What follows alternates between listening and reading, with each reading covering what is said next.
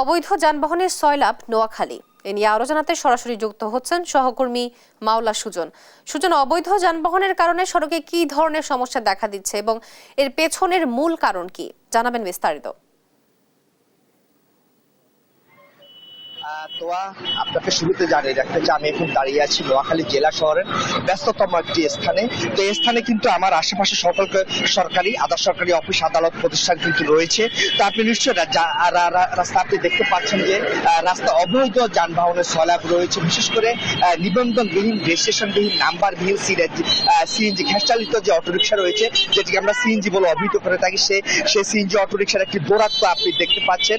যে বিগত সরকারের সময় কিন্তু এসব অবৈধ সিএনজি কিন্তু শহরে প্রবেশ করে, কিন্তু এগুলো এখন রেজিস্ট্রেশনবিহীন নাম্বারবিহীন ভাবে চলছে। তো আপনাকে আরেকটি তথ্য জানিয়ে রাখতে চাই, এসব নাম্বারবিহীন এবং সিএনজি কিন্তু অনেকটা চোরাই পথে আসে বলে একটা অভিযোগ রয়েছে বা জনসূত্রে যেটি জানতে পেরেছি। এছাড়া যে অবৈধ যে অটোরিকশা রয়েছে, যে অবৈধ যে নাম্বারবিহীন কিছু পিকআপের দৌরত্ব রয়েছে নোয়াখালী জেলা শহরে, যেটি কিছুদিন বাবদ দেখা যাচ্ছে এগুলো খুব দ্রুত গতিতে চলার কারণে কিন্তু অহরহ দুর্ঘটনা ঘটছে।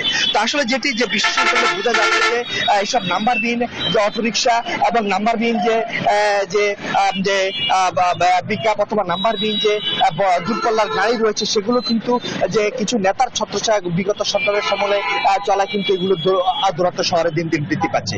আমি এখন এই বিষয়ে কথা বলবো একজন সচেতন নাগরিকের কাছে, তার কাছে জানতে চাইবো যে অবৈধ যানবাহনের কারণে অবৈধ যানবাহন নোয়াখালী জেলার সয়লাভ, তো প্রশাসনের প্রতি আপনার কোনো আহ্বান রয়েছে কিনা?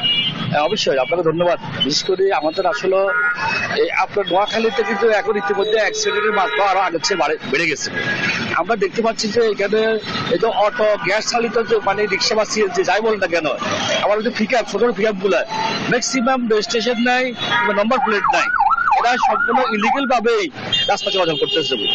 এখন এগুলোর জন্য তো এখন দেখার কেউ নাই। অতীত এগুলো দিছিল, সে দ্বারা এখনো অব্যাহত আছে, কিন্তু প্রশাসনিক যেই কাঠামো দিয়ে এগুলোকে নিয়ন্ত্রণ করবে, এগুলো ব্যবস্থা করবে আইনের নিয়ম কাঠামোর মধ্যে দিয়ে, সেরকম কোনো আমরা কিন্তু দৃশ্য কোনো কিছু দেখছি না।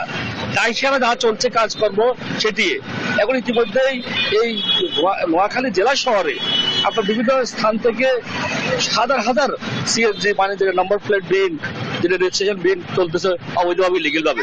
তাই আমরা চাচ্ছি যে এই বিষয়গুলোকে যদি সংশ্লিষ্ট কর্তৃপক্ষ যদি তার নজরে না আনে, এগুলো যদি তারা যদি নিয়ন্ত্রণ না করে, তাহলে এটি মানে জনগণের জন্য একটি সম্পূর্ণ হুমকি। কারণ রাস্তা চলাচলে মানুষ প্রতিনিয়ত ওই যে তাদের অভিজ্ঞতা না থাকার কারণে যায় অ্যাক্সিডেন্ট ঘটতেছে। সংশ্লিষ্ট প্রশাসনের কোনো পদক্ষেপ আপনারা দৃশ্যমান দেখতে পাচ্ছেন কি না?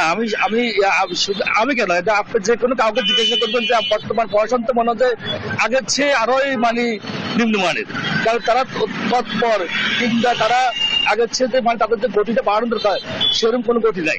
এবং আমি মনে করি যে আগের চেয়ে সেবার মান যতটুকু বাড়া দরকার ছিল স্বচ্ছভাবে, সেটি এখনো বাড়েনি। এবং বরঞ্চ অনেকে কাজ করতেছে, সেটি যেটি বলছি আমি দায় সারা। এবং এতে করে যাই এবং মানে আমি মনে করি যে রাস্তায় সাধারণ জোরে মানুষ চলাচলে সম্পূর্ণ হুমকির মুখে মধ্যেই আছে। এবং যখন তখন অ্যাক্সিডেন্ট করতে পারে, রাস্তায় মানুষের জীবন মৃত্যুর দিয়ে চলছে, রাস্তাতে মানুষ চলাচল করতেছে। ধন্যবাদ আপনাকে। তিনি আসলে তেমনটি জানতে বলছিলেন যে সংশ্লিষ্ট যে প্রশাসন রয়েছে, প্রশাসনের দৃশ্যমান কোনো পদক্ষেপ তিনি আজ পর্যন্ত রাস্তায় দেখতে পাননি। অপরদিকে জেলা বিআরটি সূত্রে যেটি জানতে পেরেছি, তারা যে রমজান উপলক্ষে খুব শীঘ্রই তারা অভিযানে নামবে বলে তারা জানিয়েছেন, কিন্তু জেলা যে ট্রাফিক পুলিশ রয়েছে, ট্রাফিক পুলিশের পক্ষ থেকে কিন্তু আমরা কোনো সাড়া পাইনি, তাদের কিন্তু কার্যকর কোনো পদক্ষেপ আমরা রাস্তায় দেখতে পাইনি। তো এই হচ্ছে নোয়াখালী থেকে আমার কাছে সর্বশেষ। অবৈধ যানবাহনের সয়লাভ নোয়াখালী, এ নিয়ে বিস্তারিত জানাচ্ছিলেন আমাদের সহকর্মী মাওলা সুজন।